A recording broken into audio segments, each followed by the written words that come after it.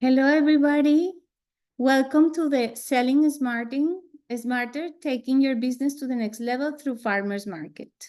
I'm here with Jesus Padilla and the BizGap team.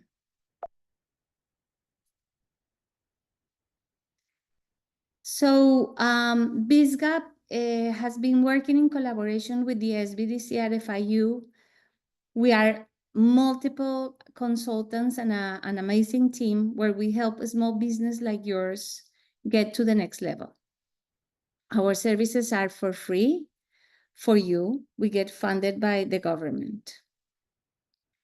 So Florida SBDC at FIU is a national, the SBDC is a national organization, and all the SBDCs are attached to universities.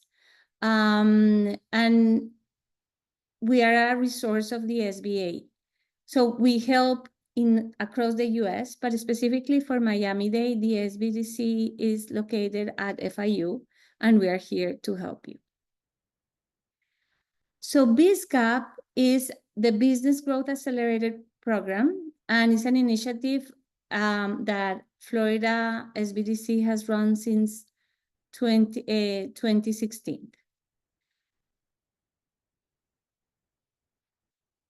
So in BizGap so far, we have canvassed 325 businesses. More than 184 companies have attended our trainings. The same, we have done amazing consulting for different clients like you. And this is supporting job, new launches, increase in revenues, and really local contracts too. So that's the type, when you work with us, that's the kind of service you get. So here are some examples how we have worked with the community through BizGap. And we work specifically with District 27, even though if you are within Miami-Dade, you can register. So this is District 27. If you have, you are not very clear what it is, but it's a very big area within Miami. So even if you are not within this district, you can always register and we can help you. But BizGap is especially focused for District 27. Our objectives is to bring more training, outreach, and door-to-door canvassing, and one-on-one consulting. So once you register, one of the consultants will contact you and we will be working with you in your specific case and your business. We will also, as I say, the service is for free. The only thing we request from you is to participate in the service so we can collect how we impact the District 27. So let's start with the presentation. Selling smarter, taking your business to the next level through farmers markets. So the topics I'm going to cover today are the types of farmer markets, which ones they are not the same, what to know before selling your products, key questions to ask market managers, common questions you will get from customers, and how you will find nearby farmer markets. So since we only have two ways to communicate here. One is if you have questions, please put it in the Q&A, but also we can participate together through the chat too. So Gabriel and Mateo will be helping me to collect the information. So let's start. So I want to know, and you can put in the chat, how many of you are already selling in a farmer's market and how many of you would like to sell on a farmer's market? You can put it in the chat, please. So I know exactly who you are, and if you want to put what type of business you have, I would like to know how you are, what is your intention with this webinar so I can direct it specifically to your case. So please tell me in the chat.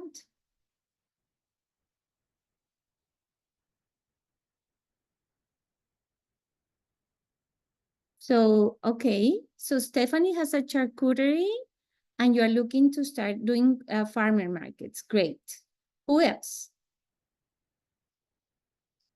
Please start putting it there. Andrea would like to sell in a farmer's market. Perfect. Anybody else? Nicholas would like to sell in a farmer market, packaged fruit, nuts, snacks, and gifts. Perfect. So as I can see by the ones that are responding, most of you are here because you want to start in a farmer's market. So this is great. This is a presentation for you. And I will give you at the end a link where you will find a lot of additional information, okay? If you miss the last presentation, we had a presentation about the cottage law. The cottage law is Florida allows certain business to work from home. So those businesses that work from home definitely could only do certain products. So products that one spoil, like they don't have milk or they don't have meats. So I recommend you visit the link that Gabriel just put on the chat. So you can really see what products you can use. So don't miss it. If you missed that, if you couldn't attend to that webinar, I highly recommend you watch that presentation, okay?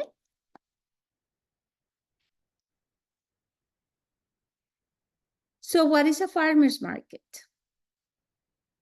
So a farmer's market is a public recurring assembly of farmers or their representatives. That's the book definition. Selling food produced directly to consumers, typically features 2 or more farm vendors and located at a common recurrent physical location. So in summary, it was originally created by a group of farmers that wanted to sell directly to consumers.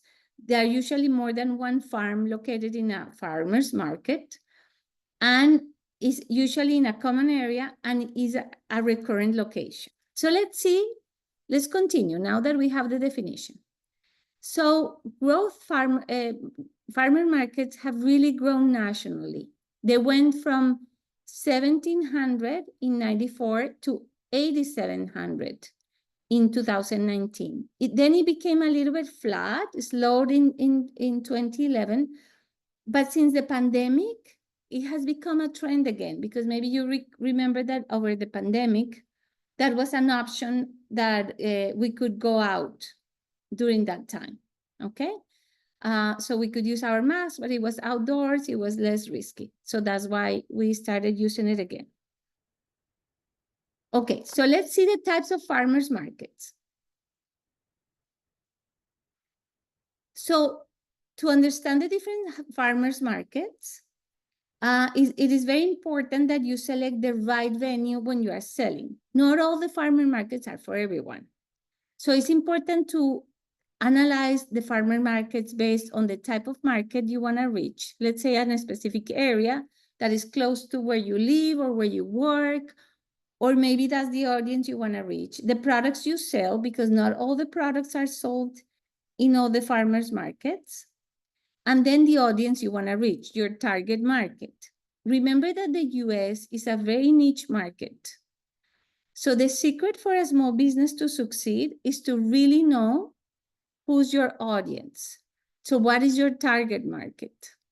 So let's say, for instance, I remember I had a client that her product was a cookie dough that you could eat raw. So we used to talk where she can be, and that's a product that is usually a dessert where it's more American style and a flavor that Americans really like. So probably if she was planning to start opening in a farmer's market, I would recommend in that case to look farmer's market with a higher population of Americans reach that farmer's market. But for instance, if I'm gonna sell a product that contains guava paste, That's a very atypical flavor for the Hispanic community. So then you should look for markets that cater that type of audience, okay? So that's very, very important. Please, if you have questions, don't forget to put it in the chat. Today we're talking about how to sell better in farmers markets, okay?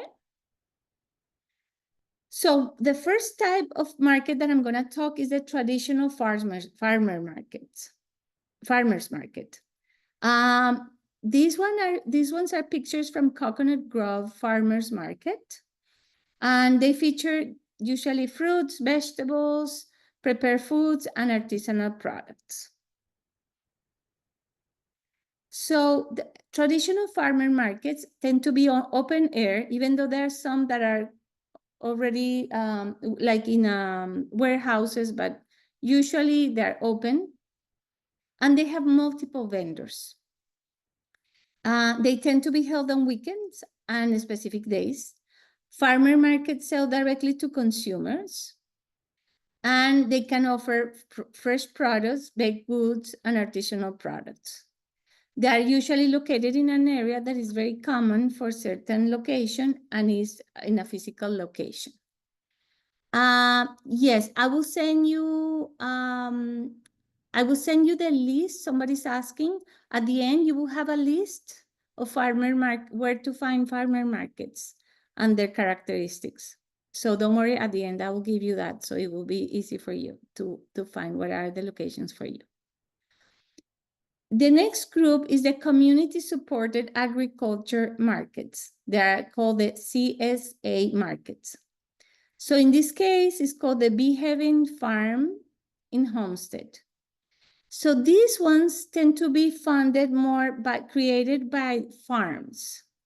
So usually there are farms that are already producing, and they create a subscription-based model where customers pay in advance for a share of the farmer's harvest. So let's say the honey or the products.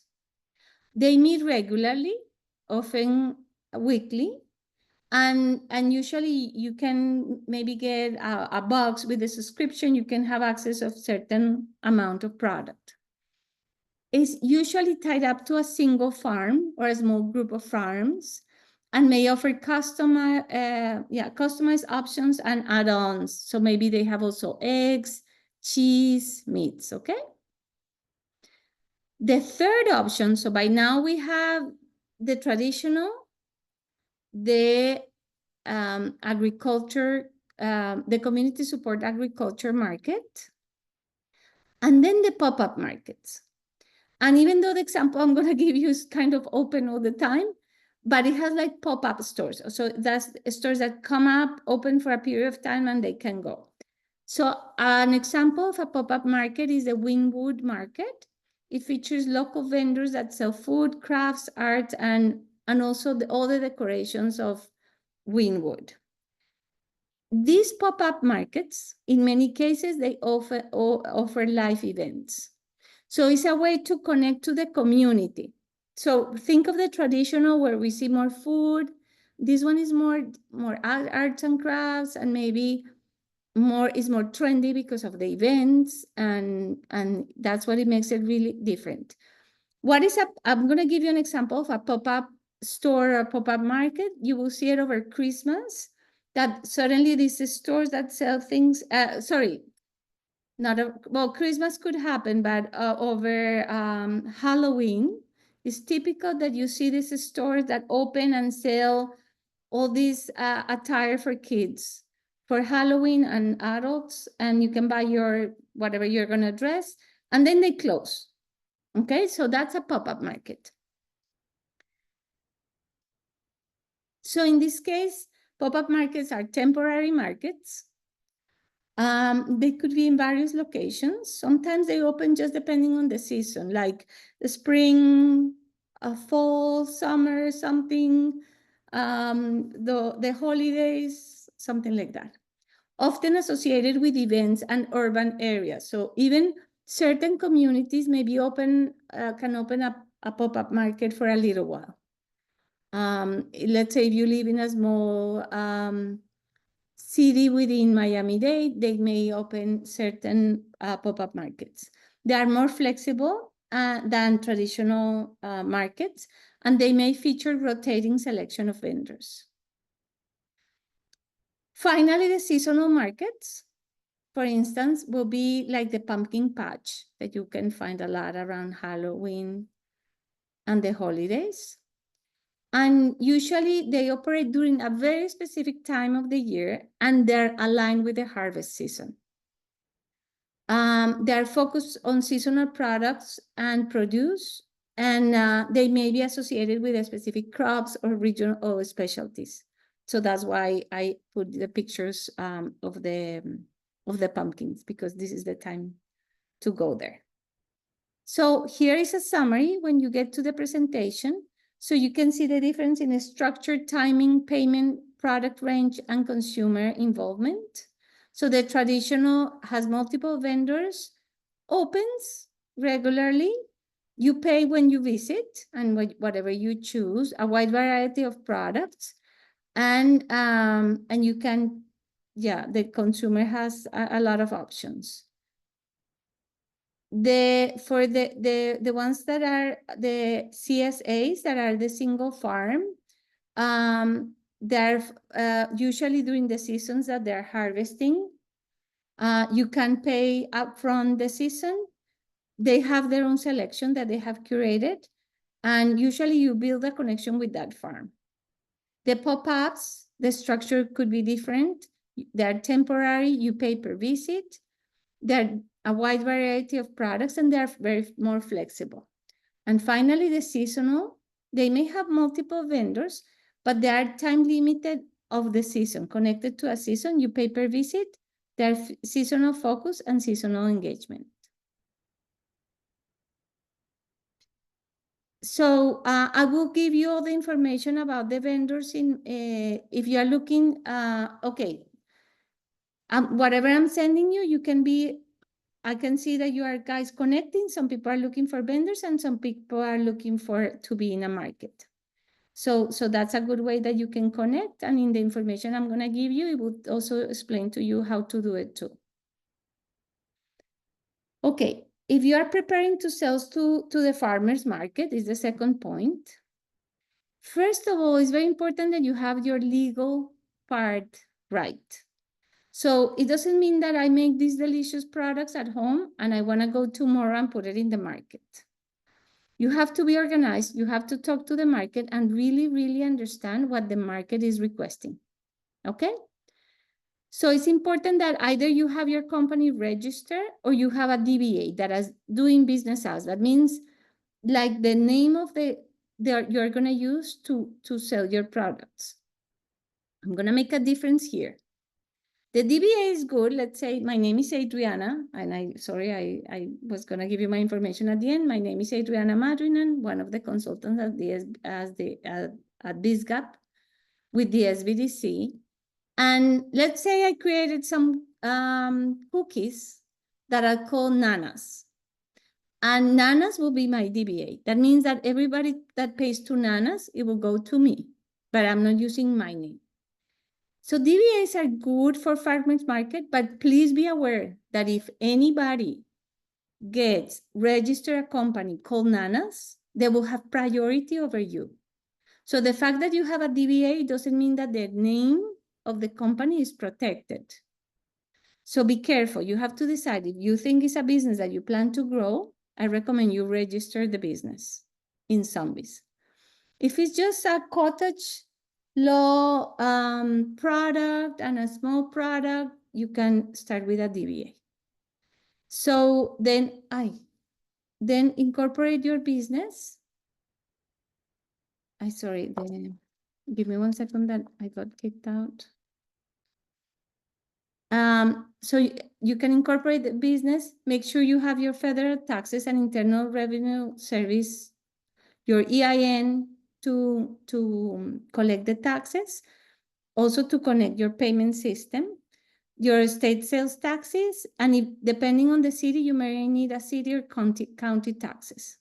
Some other permits will vary depending on the product. If you're selling food, it will depend if you are in the cottage law There are some ways that you need to put your labels. If you are selling to retail, probably you need at least a shared kitchen or a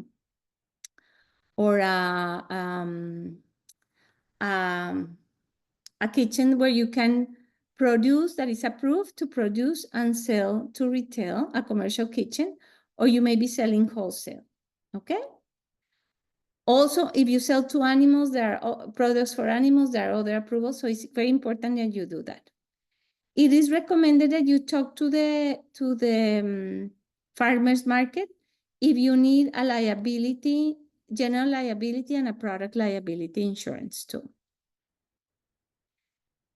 Regarding the product, remember the packaging, the food safe and packaging. And once again, it is different if it's cottage law. I'm not gonna go into detail, but if you are preparing your products to eat from home, look at the cottage law because there are things you can do and there are things you cannot do.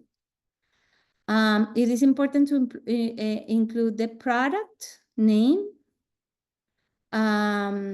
and business address. All of that is included in the presentation of the cottage law. Or if you are a certified product with a commercial kitchen, then you will know. Also, if you are claiming that you have organic products, it is important that you display the certified. You cannot say a claim, you cannot have a claim in your product that you don't have the approval behind it. Also, really understand your pricing strategies. Research if there are other competitors within that market, how much they are charging. Ensure that the prices that you are putting to your products are covering the cost and give you some profits. Also think on ways to bundle products. In markets, it's very common that they can say, you know, if you take 2, I give you the third for free, or buy 3 and this is the price, to encourage sales. Finally, your booth. It's important that you think all the equipment that you need. Do you need a table? And that will depend also on the market. Do you need a table? Do you need a canopy? Do you need a cash box? Do you need scales? Do you need signs? And for display tips, I really recommend you can use a vertical space, so not only everything flat in the table, but try to elevate the product so people can really see it. Think of your branding colors, stay organized, and really engage customers with your displays, okay? Questions up to this part. We are talking about how to better sell in farmers markets. If you have questions, please let me know. I will appreciate if you put in the chat what type of products you plan to sell in the farmers market. The third question is what to ask to the market managers. So since it's something new, we want to know what to ask. So definitely we want to ask questions related to the market operations. So what are the market hours and frequency of operation? How do you handle vendor applications and selection? For the vendor support, you want to know what resources do they provide to help you as a vendor, and how do you promote the market to attract customers? Thank you for the ones that are putting in the chat what you're going to say. I see hot dogs. And Andrea, it will be interesting to know you are organic produce. Okay. One thing that now that you're talking about organic produce is this is the place that you can sell, you know, this trend now with the, I think they're called ugly vegetables, that they're not perfect, but they're super fresh. So that's a trend in that area that you can explore. Then for the rules and regulation and engagement, you want to ask if there are specific rules you should follow within that market, farmer's market.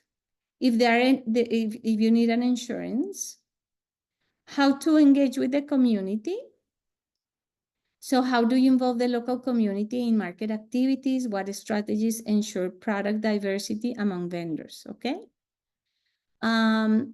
Thank you. And I see Casa Mojo Bees, you are planning to sell local raw honey, bee wax, honey lotion, bars, and soaps.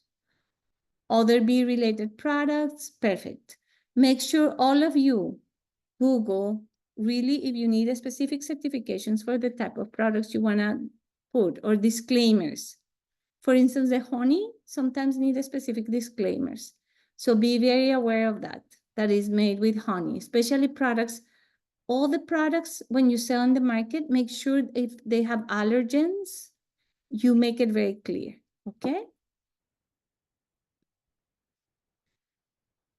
Also, for how you're going to get feedback, conflict resolution, and future plans. For instance, how do you gather feedback from vendors and customers? Because they may collect your data, for instance. What changes have been made since in response to past feedbacks? Let's say something doesn't work or you don't like something. Also, conflict resolution and future plans. You should also ask this question: what happens if I have a dispute with my neighbor, my next door tenant? What happens if I get situated very close to my competitor and they do something that they take my client? So it's always good to know. I really encourage, of course, the ideas that you get along and you help with each other. And competition is not bad. I really tell you, there is no way you can sell a pair of shoes if you are the only store in a location. Think that when we go and buy shoes, we always go to a section that is full of different stores of shoes. The reason they do it like that is to attract people that are interested in shoes. But if I sell shoes and it's in a mall that is only sells jewelry, it may be more difficult for me to sell my shoes, okay? So don't be afraid of competition. Try to work it out, but it's important that you know that there is a conflict on the market, or you can have a conflict with one of the clients, that you know how to resolve it. How do you handle dispute between vendors or customers? And what are your goals in the market in the next year? Also, if the market is growing, how you wanna move further, okay? If you have questions up to this part, please let me know. The fourth question is how questions you may get from customers. And this is very important. I said at the beginning that it's very important to know who's your client. Once you know your client, think about the questions. And I'm going to use the example of Casa Mojo Biz. Let's say we're talking about the honey lotion bars. So you should really think about what questions can they ask you. How do I use the bar? How do I use the lotion? How often do I use the lotion? How can I get allergies? Has it been tested before? Have you had any issues with the product? So prepare yourself to be ready to answer the questions. Some of the general questions you may prepare is, where is the farm located? For instance, customers may want to know where to find your products, but also where is it produced? Did you grow or raise these? So for the organic produce, I recommend, it's very important that you really know where to make clear where do you get your product and where are you growing your products. They may be interested if you have more products and if you're going to change depending on the season. Also the growing practices, and this is more for the really people that bring products from the farm. But if you have a product like the hot dogs or the honey products, what is the practices you use? So either where you grow the vegetables or how you make it, how to store it, how to pack it, how to maintain. If it's a fresh food or fresh vegetables, when it was harvested, so how fresh it is. Also pricing. Make sure how you're gonna price. Are you gonna offer it in bulk, largest quantities? Why are your prices maybe higher or lower than a supermarket? What makes you unique and different? I always talk in my other presentations about the importance of understanding that your product should be relevant first. That means that there is a need for it. The second is to be unique. So because there must be a need and you can solve that need, but how important is to be unique? So I know there is this need maybe for lotion, especially in the winter, but how the one that I have with honey is more unique. How the hot dogs that I'm offering are very unique. You know, maybe it has the flavors of a certain country, or you can customize it in a different way. So that's very, very important. Because when you find your niche that is very relevant and is unique, then you stop competing with this, with the general prices that everybody has, okay? You can at least increase something more, or maybe you can think of how's your pricing strategy. Let's think about the hot dogs. Maybe it's the hot dogs with 2 ingredients on top, but if you want more, then it's more. I don't know. You can really think about it. Also, how you want to get paid. Do you want to get through PayPal, Zelle, credit cards, or only cash? Finally, where to find all this information, and I'm going to show you what you are going to get. So if you use this QR code, I'm going to take you in a minute where you are going to get. So let me open the location where you're going to get. Let me stop here, and I'm going to show you. I'm going to put the QR code again in a minute. Let me show you where you are going to get. Sorry. Once you open the link.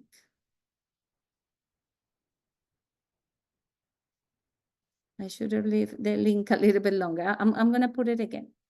Give me a second because I want to show you all the bonus that I'm giving you. Because the presentation, because of the time, is really packed, but I really want you to have all the information on what you can do. Okay, so let me share again. So once you open the QR code that I'm going to give in a minute, and I'm going to ask Gabriel to send it to you, you will get to Notion. This is an open page. Actually, you're going to see it like this. Let me share this new page. 1 second. Okay. So you will get to this page, and the page will have 4 options. Timeline for preparing to sell in farmers markets. Key questions for farmers market managers. Common questions from customers at farmers markets, and relevant resources.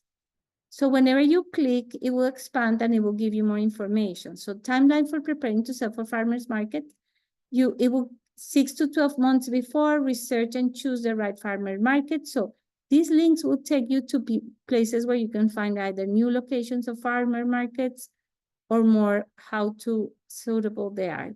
Conduct the feasibility, what we talk, 3 to 6 months, make sure you have all the permits and licenses, and this will give you to everything that you need in the information. Like I created like a plan. If you have reviewed all of that, you can go back to the main page. Then the questions, I even add more than what I discussed. Some questions you can discuss with the marketing manager. Then the common questions your customers could make, and I added more. So you have it. And finally, because there are so many resources, I put all the links of the different resources that are talking about farmers markets. So with these locations, you can identify where to find it, the permits, the different community farmers, the bee markets, find your farmers market and location for produce. So also the regulation. So really, I'm going to put the QR code again, but I want you to really scan it. I'm going to put in the chat the link so you can have the page too in case you cannot use the QR code. So let me put it in the chat. I'm going to put the link in the chat so all of you can download the page that I just showed you. And let me get back to the presentation again so you can copy the QR code. Okay. So now you can have access again to the QR code. And I hope everybody has taken the copy already or the link. And then, so I want to know if you have any questions, if I can help you in any other way. Tell me in the chat. How can I help you?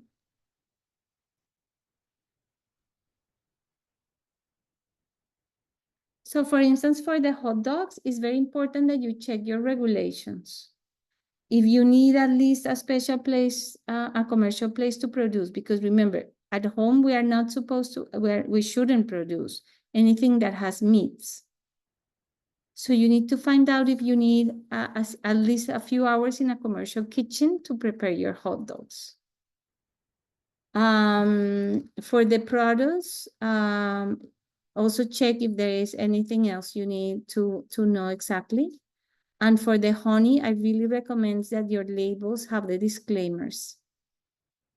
I don't know if there's anybody else with a product that you want me to comment on or so 8A certifies to work with the government. But usually that's for bigger contracts. So I think in your case with your honey products, you can start with the markets. I think you should also check, especially at this time, any pop-up markets that could be very helpful for you. Because that's really an opportunity. So remember, the secret to any business is identify your niche. Who's really the client that will benefit from using your product or service, okay? To register, it was a question for business. Okay, so please type the exact question. If I can help you in any way, I don't know, the business registration. So if you don't have your business registered yet, I recommend you can talk to your accountant. You can contact us. Let me see if I have the link where you can. Okay, here is the BizGap information. Let me see. Okay, if you need to request any meeting with our consultants, you can use this QR code and you can register. Remember that we can help you in your specific case. Our services are for free for you, zero charge. We are paid by the government. That's it. It's free for you. The only thing we ask is that whenever you receive a survey, like when you buy a car, how was the meeting? Did you like the meeting? That you answered that. And probably we'll ask you after a year if you have grown your business, because we collect that data so that we can get more funds to help you. But if you have questions about any registration, any way to set up your business, your finances, even doesn't matter if you are starting, even if you are here because you want to learn about the markets and you have the idea to sell in the market, we can help you too. Okay? So any additional questions? And I don't know if the question, if the questions you have, I have already answered. I'm not very sure that the one that it says it was a question for the business fair registration. So I'm not sure, but if I can help you in any other way. And for the one that is here that has a farmer's market, let me look for the contact here.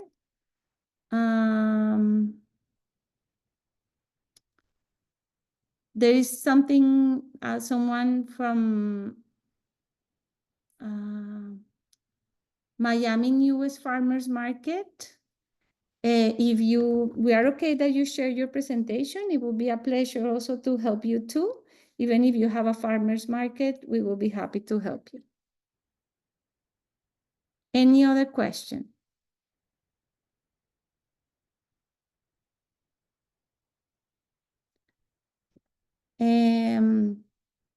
Questions? Anybody else? Was everybody able to download the presentation? The summary, you will receive the presentation, but everybody could download the Notion so you have a tool to use it? I hope so. It's been my pleasure to help you. Please continue attending. Thank you, Gabby. Yes, contact us. We are like really many consultants that can help you in many ways. For me, this is the best kept secret. You book the appointment, you have 1 hour with us. You can have multiple hours during the year and renewable every year. So we are not consultants that after a couple sessions will say goodbye. You can use our services all the time and you can grow with us. We have had many businesses that started very little and nowadays are big. That's our job, to make it grow and blossom. So yeah, in the chat, you can see the email of Jesus Padilla. You can contact Jesus Padilla. You can use our link, learn more about us, because we are part of the government. It's not any separated business. There is no intention apart from helping you. So yeah, I will be happy to guide you, or any of my colleagues, I'm sure, will be happy to have you. Okay, so this is also how you can request a meeting. Okay, so it's been a pleasure. Please continue watching the rest of the programs that we have, because we are focusing on food and a lot of information for food businesses. So don't lose the contact with us, because there are many ways we can help you, and you can learn throughout the presentations, and we will be able to help you too. So it will be my pleasure to see you again, and thank you very much for attending this webinar. So I'm going to stop sharing. And thank you everybody. Bye. Thank you.